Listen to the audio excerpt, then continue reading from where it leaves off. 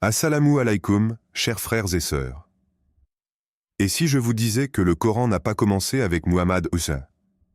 Que ce livre sacré, source de lumière et de guidance pour des milliards de personnes, possède une histoire bien plus ancienne et profonde que ce que l'on imagine?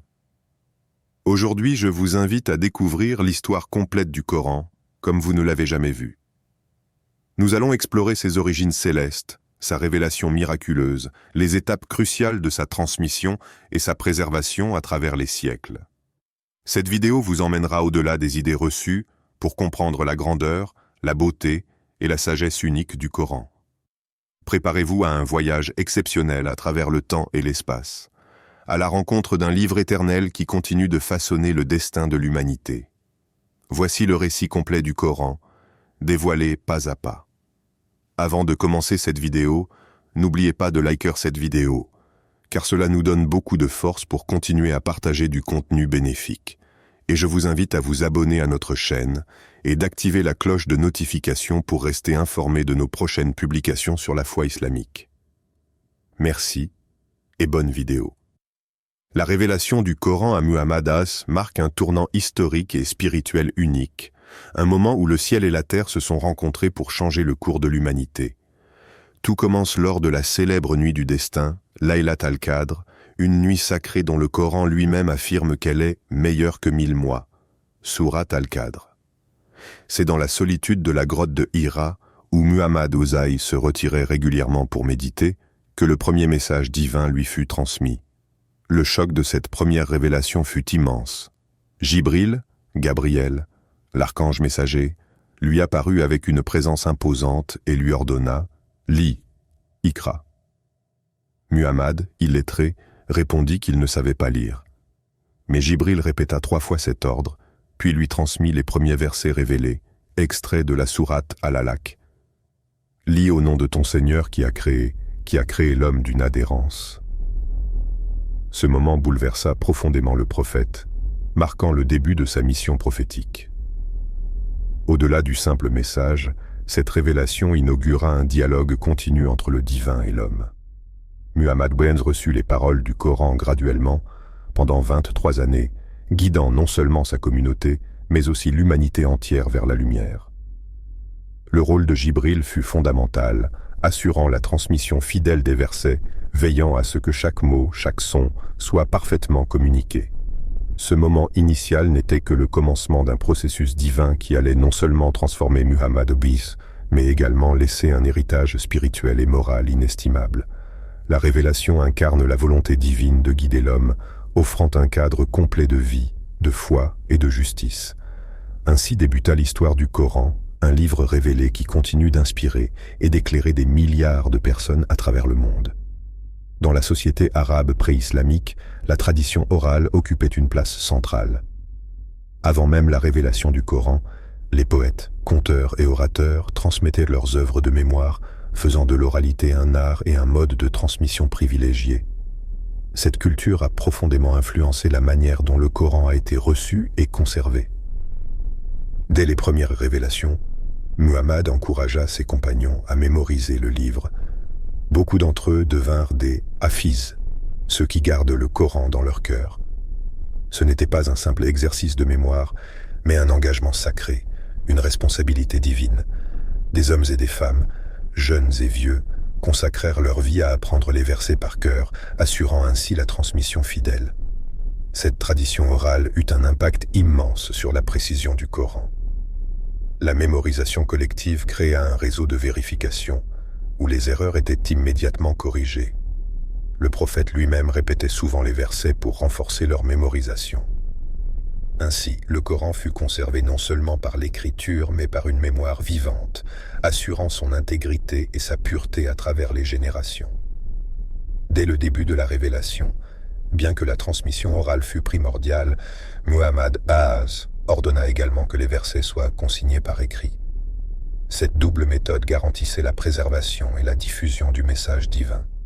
Les scribes du prophète jouèrent un rôle essentiel dans cette tâche sacrée. Parmi eux, Zayd ibn Thabit, réputé pour sa fiabilité et sa mémoire exceptionnelle, devint l'un des principaux rédacteurs du Coran. Les matériaux utilisés pour écrire étaient variés et adaptés à l'époque. Peaux d'animaux, tannés, omoplates, feuilles de palmier, ainsi que des fragments de parchemin. Ces supports, souvent fragiles, étaient conservés avec soin par les compagnons. Chaque verset était dicté oralement par Muhammad, qui veillait personnellement à l'exactitude de l'écriture. L'ordre de Muhammad était clair. Rien ne devait être omis ni ajouté. Il guidait les scribes dans la mise en ordre des versets, qui ne suivaient pas toujours la chronologie de la révélation, mais un agencement divinement inspiré, adapté à la récitation et à la compréhension. Cette organisation unique contribue encore aujourd'hui à la beauté et à la profondeur du Coran. Après le décès du prophète Muhammad la communauté musulmane fut confrontée à une crainte profonde. La préservation du Coran dans un contexte troublé par des guerres et la disparition progressive de nombreux compagnons hafizes, ceux qui avaient remémorisé le livre sacré. Plusieurs d'entre eux tombèrent lors des batailles d'Aïna et Yamama, ce qui créa une inquiétude majeure quant à la possible perte d'une partie du texte révélé. Face à cette situation urgente, le calife Abu Bakr as-Siddiq prit une décision historique. Sur les conseils du compagnon Omar ibn al-Khattab, il chargea Zayd ibn Thabit, un scribe fidèle et expert, de rassembler tous les fragments écrits et les mémorisations orales du Coran. Zayd, connu pour son intégrité et sa rigueur, accepta cette lourde responsabilité avec détermination. Zayd entreprit un travail minutieux. Il parcourut la communauté à la recherche des feuilles, des peaux et des fragments de parchemin, mais aussi des témoignages des mémorisateurs. Chaque verset fut vérifié selon des critères stricts, exigeant la confirmation par plusieurs témoins fiables. Ce travail de compilation ne se limita pas à une simple collecte. Il s'agissait d'assurer l'exactitude et l'intégrité totale du texte. Au terme de plusieurs mois d'efforts, la première compilation complète du Coran fut réalisée sous forme d'un seul manuscrit. Ce mouchaf, conservé alors par Abu Bakr, puis par le calife Omar, posa les bases de la transmission écrite officielle du livre. Cette initiative sauva le Coran d'un risque réel de dispersion ou d'oubli, garantissant ainsi la pérennité de la révélation divine pour les générations futures.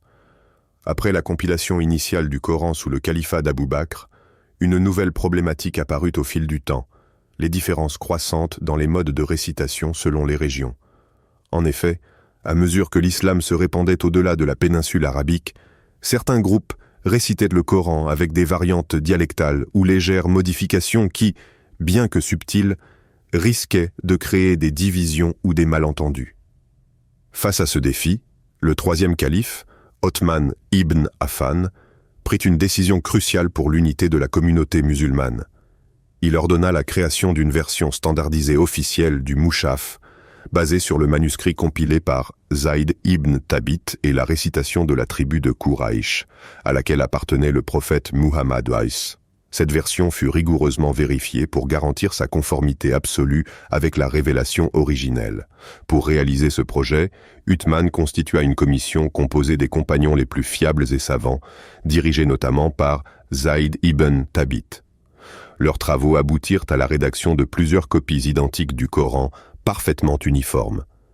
Ces copies furent ensuite envoyées dans les principales provinces de l'Empire islamique, Koufa, Bassora, Damas et bien sûr Médine, afin d'assurer une lecture homogène du texte sacré.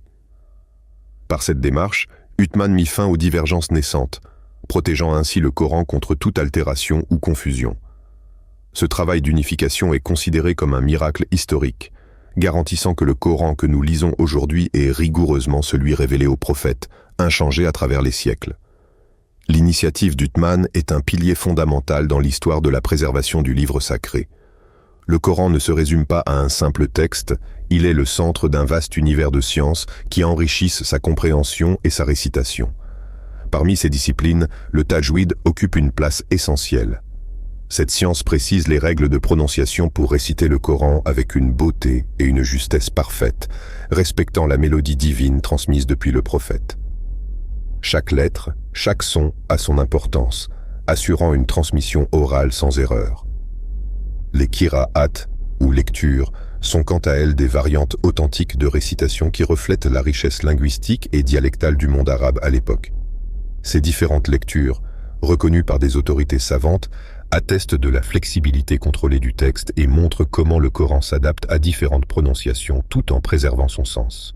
L'exégèse du Coran, ou tafsir, constitue un autre pilier fondamental. Elle explique le contexte, les causes de la révélation, asbab al-nuzul, et éclaire le sens profond des versets. Ces sciences combinées révèlent la structure linguistique inégalée du Coran. Une harmonie de style, de vocabulaire et de rythme qui dépasse toute œuvre humaine. Ainsi, le Coran n'est pas seulement lu, il est étudié, médité et magnifié par des sciences précises qui préservent sa pureté et enrichissent la foi. Depuis sa révélation, le Coran a affronté de nombreuses attaques visant à le déformer, le censurer ou le détruire. Certains ennemis, par jalousie ou incompréhension, ont tenté de falsifier ses versets, de modifier sa récitation, voire de brûler les manuscrits. Malgré ces agressions, aucune altération n'a pu s'imposer durablement, car le Coran bénéficie d'une protection divine unique. De nombreux miracles témoignent de cette préservation miraculeuse. Des manuscrits anciens, retrouvés à travers le monde, montrent une parfaite cohérence avec les versions actuelles, prouvant que le texte est resté intact depuis des siècles.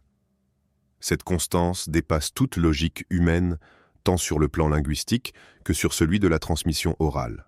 Le défi linguistique lancé par le Coran demeure un autre miracle. Aucune œuvre humaine n'a pu égaler sa beauté, sa profondeur et sa complexité stylistique. Ce défi à produire un texte comparable reste non relevé, confirmant son origine divine. Ainsi, malgré les attaques et le passage du temps, le Coran demeure un livre vivant, inviolable et une source inépuisable de sagesse. Aujourd'hui, le Coran est sans doute le livre le plus lu, le plus mémorisé et le plus aimé au monde. Il transcende les frontières, les cultures et les langues, unissant des milliards de personnes autour d'un message universel. Partout sur la planète, on entend sa récitation, parfois dans des langues différentes, mais toujours avec un profond respect et une dévotion intacte. Des millions de musulmans consacrent du temps chaque jour à apprendre ces versets par cœur, perpétuant ainsi la tradition millénaire des hafizes. Des concours internationaux de récitation célèbrent cette mémoire vive, renforçant l'attachement au texte et valorisant son apprentissage rigoureux. Le Coran continue également d'être la source première de conversion, attirant ceux qui cherchent une guidance spirituelle authentique.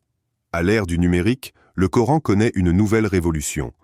Applications mobiles, sites web, lectures audio et vidéos facilitent son accès partout et à tout moment. Ces outils modernes permettent à chacun, quel que soit son âge ou son lieu, de se connecter à ce livre sacré. Ainsi, le Coran reste un phare vivant, toujours actuel, éclairant les cœurs et les esprits dans un monde en constante évolution.